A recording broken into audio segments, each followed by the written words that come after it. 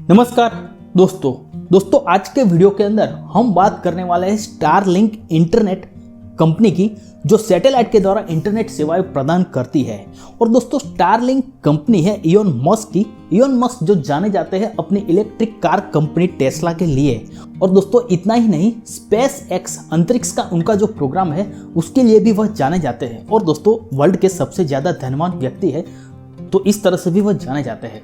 तो उनकी यह कंपनी है स्टारलिंक, जो सैटेलाइट के द्वारा सर्विस प्रदान करेगी इंटरनेट की।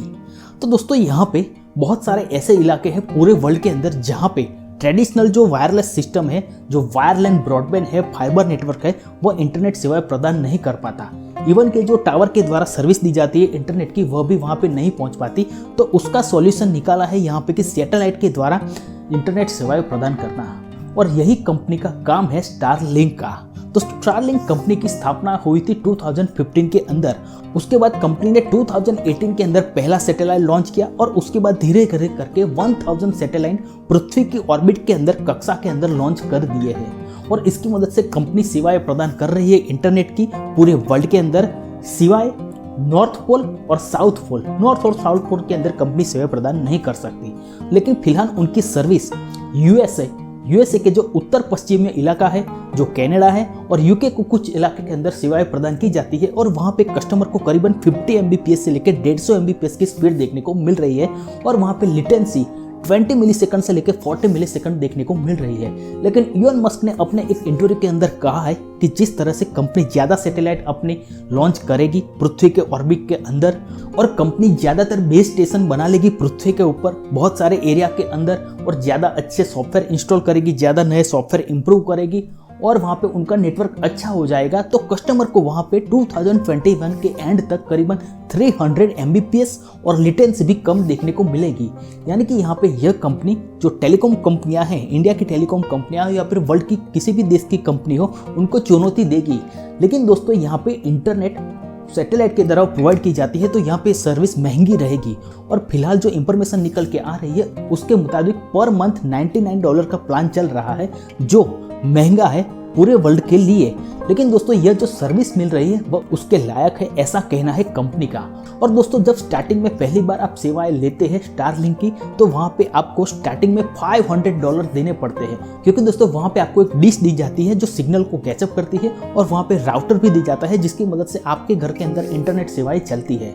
और दोस्तों अगर आपके पास एंड्रॉयड स्मार्टफोन है, एप्पल का स्मार्टफोन है, तो वहाँ पे एक ऐप दी जाती है जिसकी मदद से आप यह पता लगा सकते हैं कि आपके घर के ऊपर के एरिया के अंदर किस लोकेशन के ऊपर अगर उस डिश को रखते हैं तो आपको अच्छी कनेक्टिविटी देखने को मिलेगी।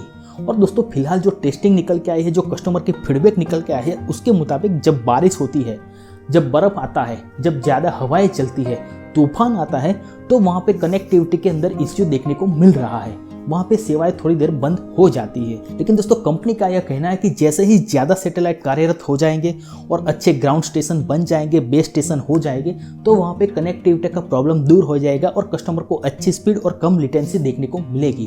और दोस्तों यहाँ पे सैटेलाइट के द्वारा इंटरनेट सेवाएं, यानी कि वहाँ पे उन एरिया को ज़्यादा टारगेट किया जाएगा, उन कस्टमर को ज़्यादा टारगेट किया जाएगा जिनके वहाँ पे टावर के द्वारा, ब्रॉडबैंड कनेक्शन के द्वारा, फाइबर नेटवर्क के द्वारा इंटरनेट सेवाएं नहीं पहुँच पाती, तो उन कस्टमर को टारगेट किया जाता है इस सर्विस के द्वारा। फिलहाल तो यह सर्विस महंगी है, लेकिन जैसे इसका ग्रोथ होगा, जैसे इसका व्याप बढ़ेगा, तो उसके अंदर तो प्राइस भी उसकी धीरे धीरे कम हो जाएगी, कंपनी का यह कहना है। और दोस्तों कंपनी का यह भी कहना है कि यह सर्विस फिलहाल इस प्राइस को जस्टिफाई करती है। लेकिन दोस्तों कुछ वैज्ञानिक समुदाय के लोग हैं जो इस सर्विस का विरोध कर रहे हैं। उनका यह मानना है कि इस सर्विस की वजह से जो सैटेलाइट रखे जाते हैं पृथ्वी की ऑर्बिट के अंदर, जो लो ऑर्बिट के अंदर रखे जाते हैं, जिसकी वजह से नाइट विजिबिलिटी के अंदर दिक्कत होगी, और जो एनिमल रात को निकलते हैं, जो रात को आकाश में देखते हैं, जो रात में आकाश में चलते हैं, उनको भी वहाँ पे इस तरह के सैटेलाइट देखने की वजह से विजिबिलिटी में प्रॉब्लम आ सकता है, वह आकाश को अच्छी तरह से देख नहीं सकते। तो दोस्तों इसके सॉल्यूशन के स्वरूप में कंपनी ने यह कहा है कि कंपनी सैटेलाइट के अलग अलग डिजाइन के ऊपर काम कर रही है, और वह सैटेलाइट के ऊपर जो ब्राइटनेस होता है उसको किस तरह से कम किया जाए ताकि रात रात ही रहे, इस तरह के डिजाइन के ऊपर भी काम कर रही है। तो इसका भी सॉल्यूशन कुछ ही टाइम के अंदर देखने को मिलेगा। तो दोस्तों स्टारलिंक की यह सेवाएं, इंटरनेट सेवाएं जो सैटेलाइट के द्वारा प्रोवाइड की जाती है, यह सेवाएं 2021 के एंड तक पूरे वर्ल्ड के अंदर देखने को मिलेगी, नॉर्थ पोल और साउथ पोल को छोड़ के।